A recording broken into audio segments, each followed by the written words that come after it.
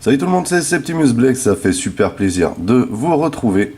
Aujourd'hui, on va procéder à l'unboxing et puis passer en revue le TIE Reaper, qui est donc dans la toute dernière vague V1 et qui normalement contient aussi le nécessaire pour jouer à la V2.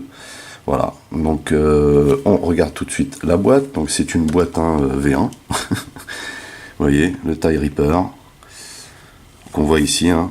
L'effet vitrine habituel, qui ne sera plus de cet effet-là avec les nouvelles boîtes.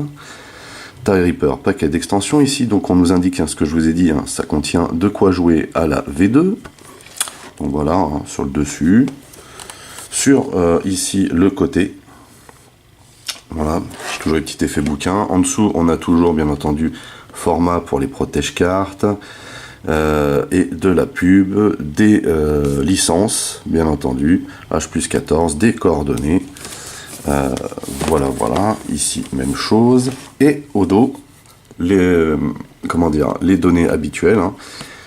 On parle ici, hein, du fait que pour jouer à X-Wing et profiter pleinement de tout ce que ça peut nous offrir, il faut investir dans des extensions. Ici, on a une photographie du contenu, mais du contenu V1. Ici, on parle bien sûr de façon succincte du contenu. On nous rappelle ici qu'il faut un exemplaire de la boîte de base et on nous redit encore une fois qu'il y a aussi le contenu pour la V2. Allez, on s'ouvre ça de suite.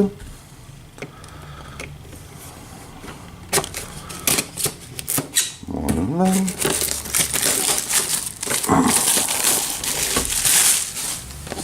Alors, comme d'habitude, on a le bloc vitrine avec la figurine d'un côté et de l'autre la partie où il y a le matos. Et ici, comme vous pouvez le constater, effectivement, c'est plutôt bien fourni. Donc ici, on a la partie V1, hein, on le voit tout de suite avec les cartes. Voilà, et ici, on a la partie V2. À savoir que je vais vous faire une vidéo à part, hein, pour la partie V2. Voilà.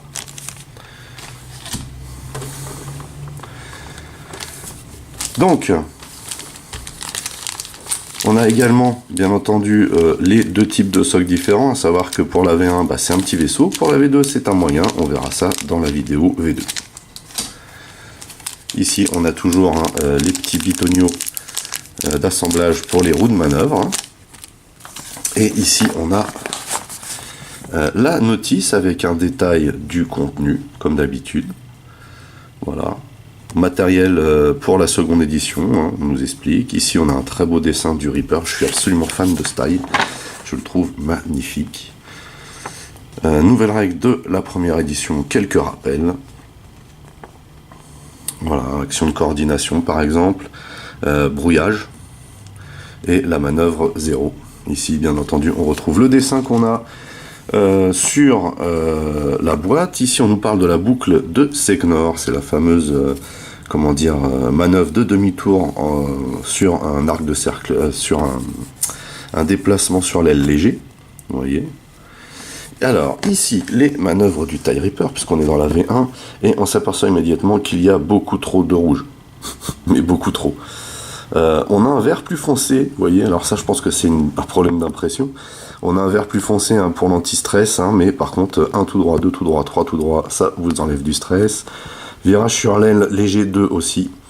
Sinon, on a toutes les manœuvres disponibles en 1, ce qui est plutôt pas mal, hein, ce qui est plutôt rare aussi sur la plupart des vaisseaux. Là, c'est un vaisseau de transport, donc ça me semble logique. On a la fameuse manœuvre 0, qui est super cool. On a la boucle de Segnor en rouge, en manœuvre 1, ici par contre, un virage serré sur l'aile, c'est rouge, en 2, mais par contre on a toutes les manœuvres dispo. Et en 3, ici on n'a pas de virage serré, on a par contre ici, hein, les virages légers 3 en rouge également. Ça fait beaucoup de manœuvres rouges. Voilà donc pour les déplacements de la figurine. On va regarder la figurine, ne vous inquiétez pas. On va juste ici donc ouvrir le nécessaire pour le matos. Voilà. Et ici,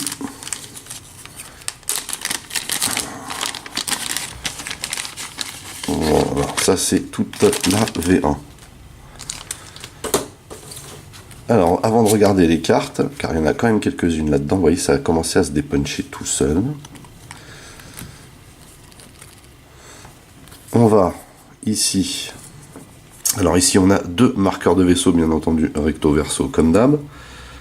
Voilà. Avec, on a les stats immédiates dessus. À l'ancienne, hein, on va dire. On a 3 d'attaque, 1 de défense, 6 de coque, 2 de bouclier. Bon, ce personnage a 6 d'initiative. Il s'agit du Major Vermeil. Voilà le nom. Et on a action de brouillage, d'esquive et de concentration. Donc on a ici un deuxième marqueur avec bien entendu, normalement,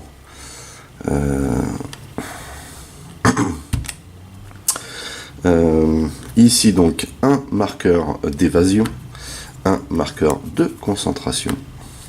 Ici on a 2 marqueurs de bouclier. Voilà.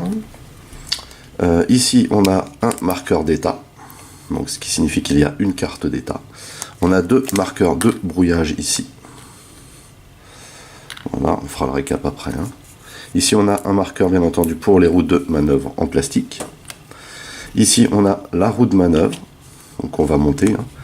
On a un marqueur de stress et un marqueur de dégâts critiques.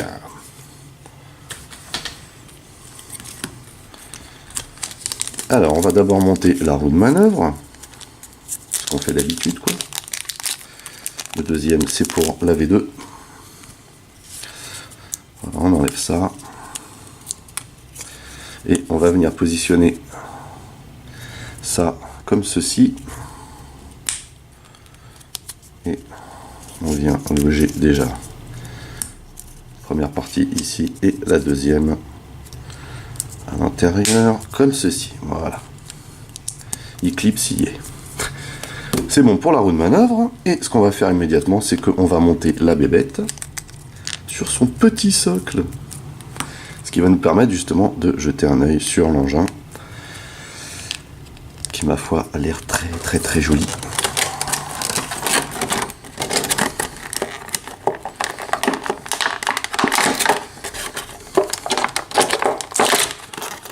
Alors, c'est vraiment flippant.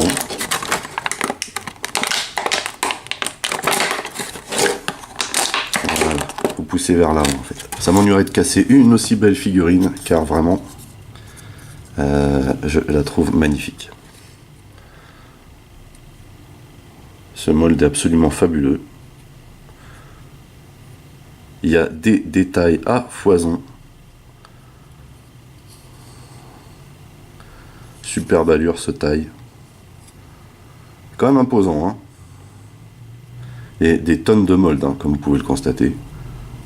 C'est juste génial. Voilà, moi je suis trop content de l'avoir. Alors on va le monter là. Vous voyez, hop, comme ceci.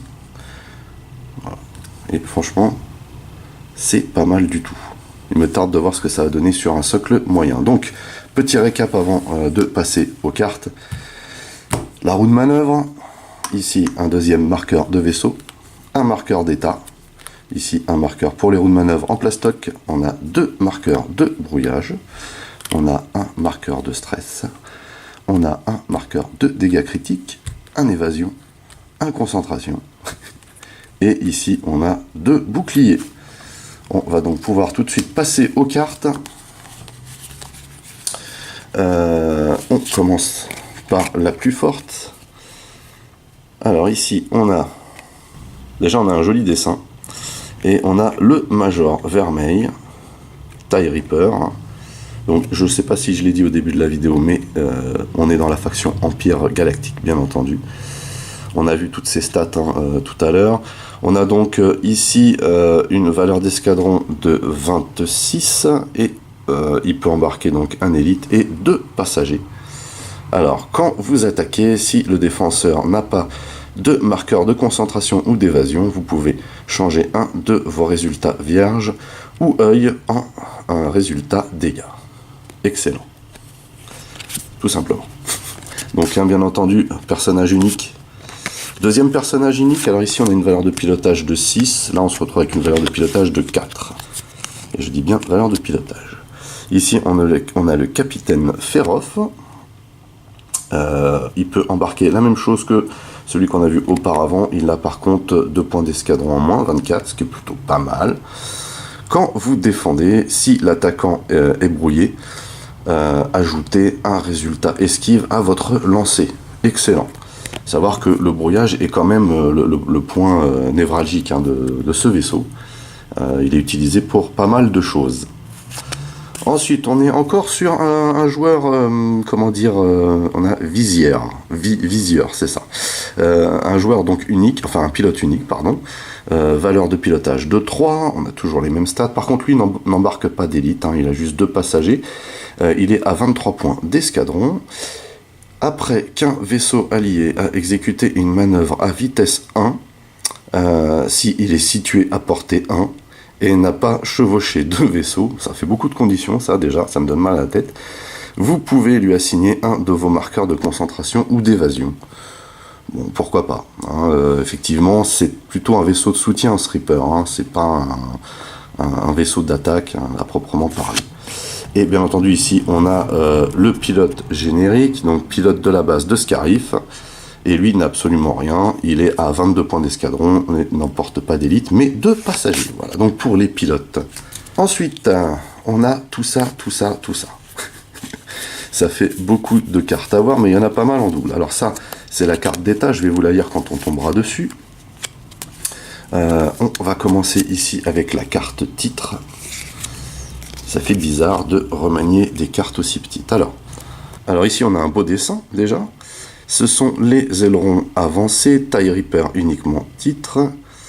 Alors, traitez vos manœuvres légères 3 droite et 3 gauche comme des manœuvres blanches.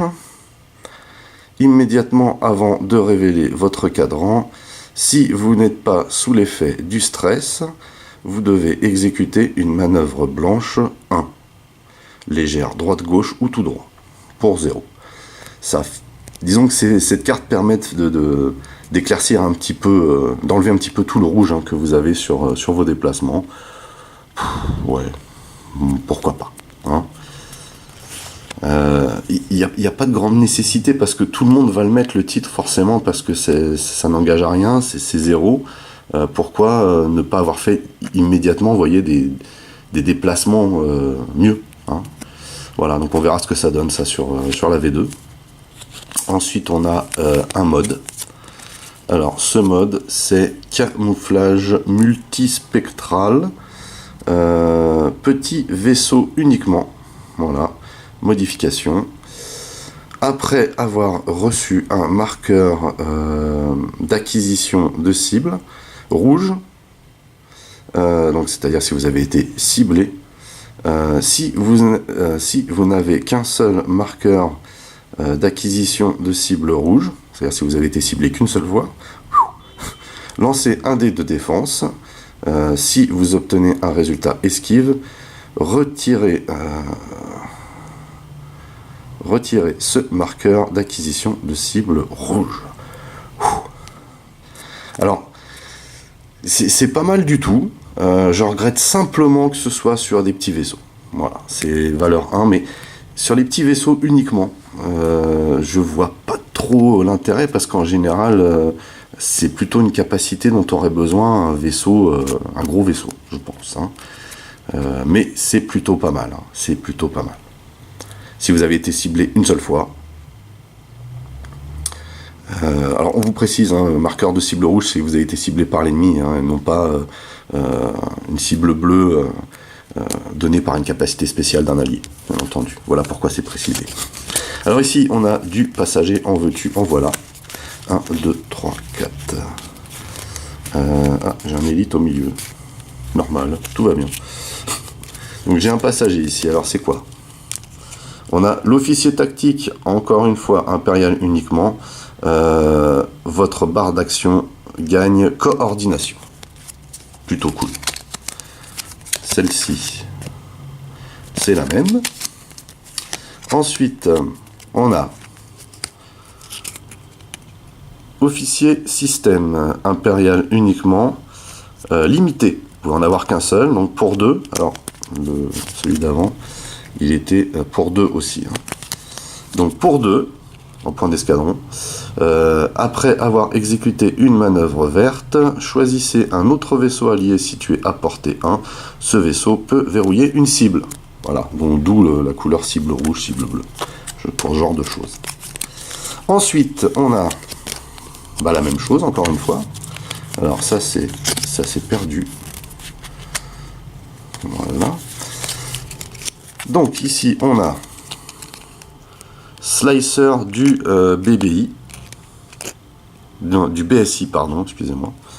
J'ai vraiment du mal avec ces petites cartes. Impérial uniquement.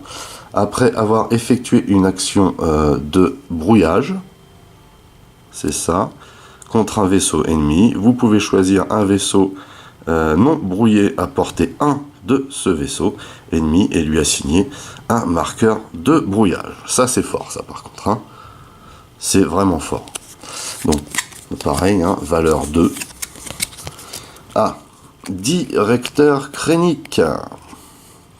Alors lui, c'est 5, hein, ça rigole pas. Impérial uniquement. Alors, durant la mise en place avant l'étape, placez les forces, assignez la carte d'état prototype optimisé à un vaisseau allié. Alors, il faut savoir dans les règles de X-Wing que vous-même, vous êtes un vaisseau allié à vous-même. Un vaisseau allié de la faction Empire Galactique ayant 3 boucliers ou moins. On regarde tout de suite la carte d'état, qui est celle-ci, donc. Prototype optimisé, augmentez votre valeur de bouclier de 1. Déjà, ça annonce la couleur. Une fois par tour, quand vous effectuez une attaque d'arme principale, vous pouvez dépenser un résultat 2D pour retirer un bouclier du défenseur. C'est énorme. C'est énorme.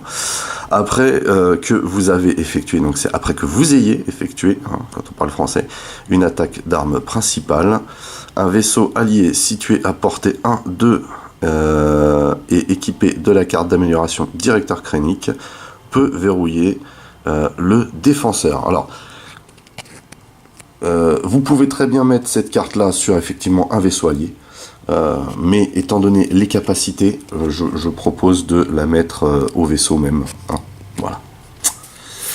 Voilà donc pour le Directeur Krennic, et il nous reste encore, avant d'attaquer la médaille, un passager. Et il s'agit ici des Death Troopers. Alors par contre, ils ne coûtent que 2, mais ils prennent les 2 emplacements, hein, vous voyez. Alors, Impérial uniquement. Après qu'un autre vaisseau allié à portée 1 est devenu le défenseur, si vous êtes dans l'arc de tir de l'attaquant et à portée 1-3, l'attaquant reçoit un marqueur de stress. C'est puissant. C'est puissant. C'est pas super puissant, mais c'est puissant. Par contre, le fait que ça prenne de place, je comprends pas trop. Voilà. Je préfère mettre un Krennic et puis celui du brouillage. Clairement. Par contre, c'est à noter quand même que encore dans ce paquet d'extensions, on vous donne les cartes qui vont bien avec le vaisseau. Hein. Donc l'heure, hein, on connaît. On se la refait quand même. Pour 2.